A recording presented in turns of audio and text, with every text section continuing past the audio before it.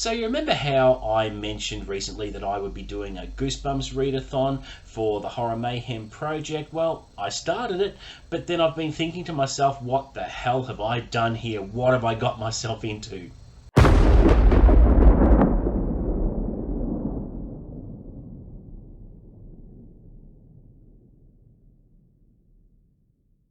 What's up, guys? Welcome back to Unlimited Reads. My name is Chris, and today I'll be giving my first Horror Mayhem update. Already, the second week is nearly over.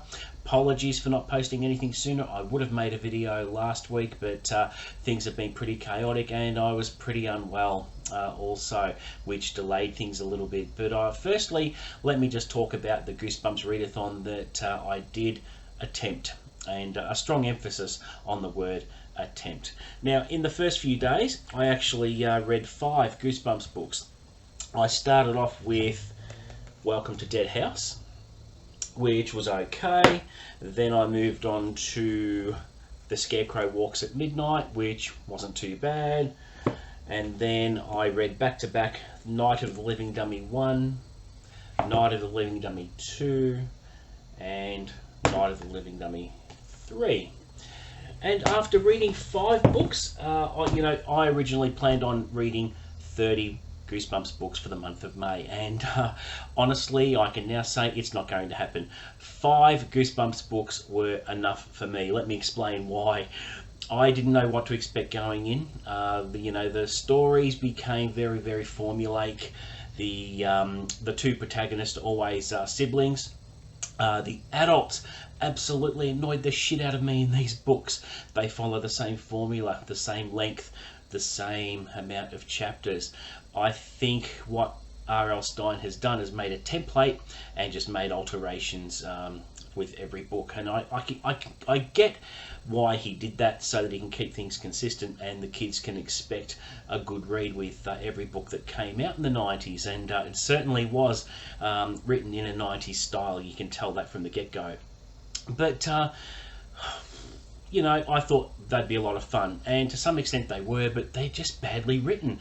Don't even get me started on the dialogue tags and how the parents actually shriek at their kids, which I don't think is an appropriate dialogue tag for how a grown-up should behave. So the grown-ups, I just written them off as just being shitly written, basically.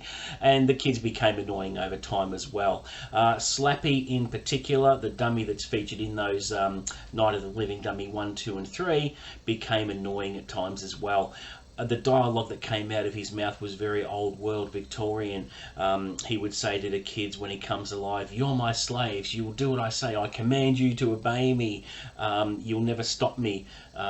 Just using classic villain phrases and things like that, which became annoying very, very quickly. And the premises of the books were okay, but they just weren't written well. And they appear to be carbon copies of one another. Even though the plot is a bit different, there's still the same amount of twists and at the same points in each of the books. So they were very, very predictable as well.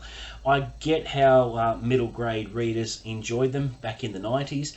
Personally, I'd like to take every one of those books and update them and edit them into something a bit more professional, and something a bit more readable, and remove those annoying dialogue tags and how the kids overreact and things like that. But yeah, so look, I've decided I'm not going to continue with the Goosebumps readathon segment of Horror Mayhem. I'm going to do a couple of different things. Now, after reading those 5 Goosebumps books, I fell into a bit of a reading slump, because it became exhausting, because I read 1 per day for the first 5 days of the project, and I thought, I'm not going to read another book. They just annoy the shit out of me. I was going to read The Survivor by James Herbert, and I may still read that one, but found myself in such a reading slump that I was asking myself, well, what am I going to read now? And when I get into a reading slump, as people might sympathise with this if they've been through reading slumps themselves, is that it gets kind of depressing because you don't know what to read. And then I'm thinking to myself, well, if I'm going to get myself out of a reading slump, what is a horror title that I can read which is easy to digest and something that can be relied upon? And there was only one book that came to mind. It was a no-brainer. To get out of this reading slump, I thought this is the book to read. None other than my favourite book of all time, The Shining by Stephen King. This is my immaculate hard copy edition, which it's not a first edition. It's a New English Library edition, but the pages are really nice and clean and tight. It's a 10th impression, okay, which is pretty good. I mean, this one was released in about 1992, I believe, so it's almost, you know, probably over 30 years old in immaculate condition. And with this particular book, I own no less than 8 versions of it because I love it so much. And just opening up the first page and revisiting these characters was absolutely sensational. It's the ideal book for me to get me out of this reading slump. It's appropriate for Horror Mayhem. It falls within that category really, really well. Yes, it is a bit longer than 250 pages, but there are no hard and fast rules with this project. It's as long as you're reading horror for the month of May, it does not matter. But there are a lot of reasons why I absolutely love this book. It scared the shit out of me as a kid. This reading will be my 7th time reading it, and absolutely loved it. It was around the time when I discovered Christine for the first time when I was 15, and I've told that story in a previous video. But the characters, the fact that Danny has these amazing psychic powers, and what happens to Jack over the course of the novel, it is a perfect character study into how an already troubled individual can stumble and fall into a pit of madness and murder. And the characters are very, very rich. It's chunky. It's about 500 or 600 pages, and it's like an old friend. So I thought, to get out of this reading slump, I'm going to read this. And one day on the channel, I plan to do a pretty long video discussing this book in a lot of detail. I just absolutely love it. And don't you just love this cover? Absolutely one of my favourite editions. And one day I'll show you all my other editions as well.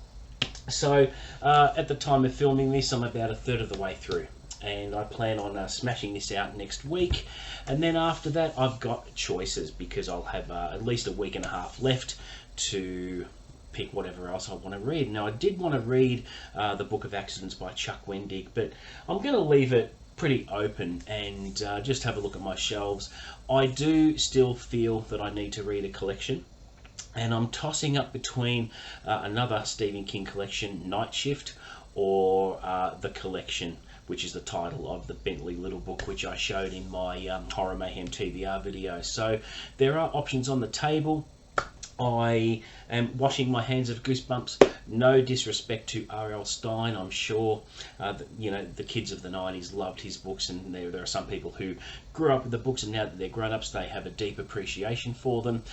They're just not for me. So I'll be palming them off to my eldest son, and he can have those on his shelf. But yeah, I didn't expect to not enjoy them like I did. They were just painful, and I couldn't bring myself to read another one.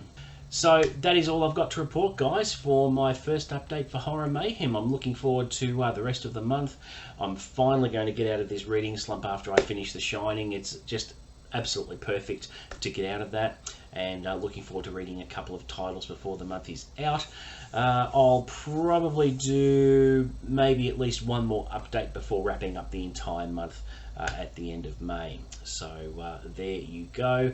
Again, apologies about the delay. I was really quite ill and things going on, and I was debating whether to continue with the project at all and do other videos, but saner heads prevailed, and decided to get stuck back in and embrace the project moving forward. So there you go. Thank you very much for watching. Please don't forget to like and subscribe. Offer up any feedback in the comments below. I'll always respond to that. And until the next video, guys, I'll catch you later.